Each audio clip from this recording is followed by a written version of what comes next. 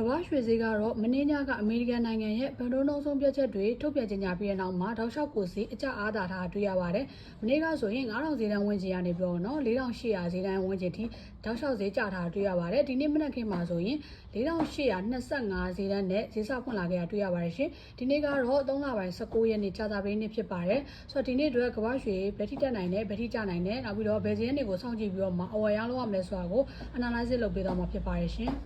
လက်ရှိမှာကမ္ဘာရွှေဈေးက4810ခွန်ဈေးတန်းဝန်းကျင်မှာရောက်ရှိနေတာဖြစ်ပါတယ်။ဆိုတော့ဒီနေ့အတွက် analysis သုံးသပ်ချက်လေးကိုချက်ကြည့်ကြည့်ပါမယ်ရှင်။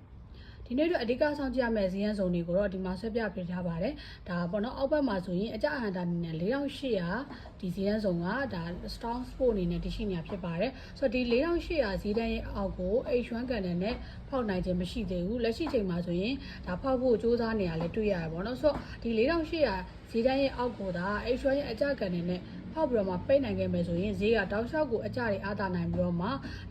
4960ဝန်းကျင်တွေလောက်ထိမြင်ရနိုင်ခြင်းရှိရပေါ့နော်ဆိုတော့ဒီနေ့အတွက်အကြအဟန်တာအနေနဲ့4800ဈေးစုံကိုတစ်ဆက်ဆောင်ကြည့်ပါဒီစုံကိုဖောက်ပြီးတော့မှမစင်းနိုင်ခဲ့ဘူးဆိုရင်တော့ဒါအနေဈေးစုံဖြစ်တဲ့အတွက်4800ဈေးတန်းအောက်ဝန်းကျင်မှာအဝယ်ဆောင်လို့ရမှာဖြစ်ပါတယ်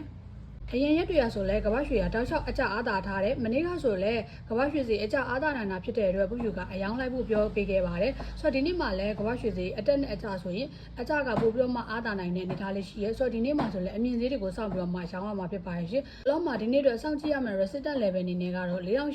4890 ဒီဈေးတန်းစုံကိုတစ်ချက်စောင့်ကြည့်ပါဒီဈေးတန်းစုံကတော့ဒါ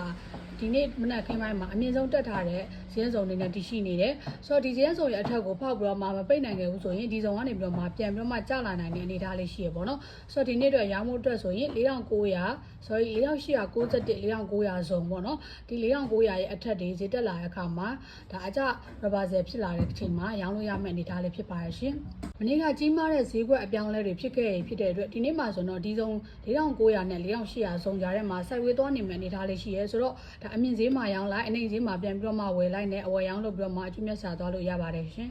ဆိုအော်ရာမဝင်ငင်မှာ rim management တွေကိုတေချာချိန်မှာကိုယ့်ရဲ့ trading ကောင်းတဲ့ကိုက်ညီမဲ့ lot size ကိုသာအသုံးပြုပြီးတော့မှအယောင်ဝယ်ပြုလုပ်စေချင်ပါတယ်ရှင်။ကမ္ဘာရွှေ forex trading လုပ်ငန်းနဲ့ပတ်သက်ပြီးတော့မှအခြေခံစပြီးလေ့လာခြင်းတဲ့သူတွေအနေနဲ့ဘုဖြူရဲ့ forex trading အခြေခံသင်တန်းကိုတက်ရောက်ပြီးတော့မှလေ့လာလို့ရပါတယ်ရှင်။ 1by1 ဓာတ်ရိုက်တင်ကြားပေးတဲ့သင်တန်းဖြစ်ပါတယ်။သင်တန်းအချိန်ကိုလည်းကိုယ်အဆင်ပြေသလိုညှိပြီးတော့မှတက်ရောက်လေ့လာနိုင်တဲ့သင်တန်းလေးဖြစ်ပါတယ်ရှင်။ဆိုတော့သင်တန်းတက်ရောက်ခြင်းတဲ့သူတွေအနေနဲ့ကတော့ဘုဖြူရဲ့ messenger တောင်မဟုတ် telegram account ကိုဆက်သွယ်ပြီးတော့မှအသေးစိတ်စုံစမ်းမေးမြန်းနိုင်ပါတယ်။နောက်ပြီးတော့ forex trading account ဖွင့်ခြင်းတဲ့သူတွေအနေနဲ့လည်းဘုဖြူစီမှာ trading account တွေလာရောက်ပြီးတော့မှဖွင့်လို့ရပါတယ်။ငွေသိမ်းငွေထုတ်ပိုင်းမှာမြန်ဆန်တိကျပြီးတော့မှမှန်မှန်ကန်ကန်ဆောင်ရွက်ပေးနေတာဖြစ်တဲ့အတွက်ဒါယုံကြည်စိတ်ချစွာနဲ့ trading account တွေလည်းလာရောက်ပြီးတော့မှဖွင့်လို့ရပါတယ်ရှင်။ analysis ဗီဒီယိုလေးကိုအဆုံးထိကြည့်ပေးတဲ့အတွက်အားလုံးကိုကျေးဇူးတင်ပါတယ်ရှင်။ဒီနေ့မှလည်းရောင်းမဝယ်မှာကင်းပြီးတော့မှ profit တွေရကြပါစေနော်။အားလုံးကိုကျေးဇူးတင်ပါတယ်။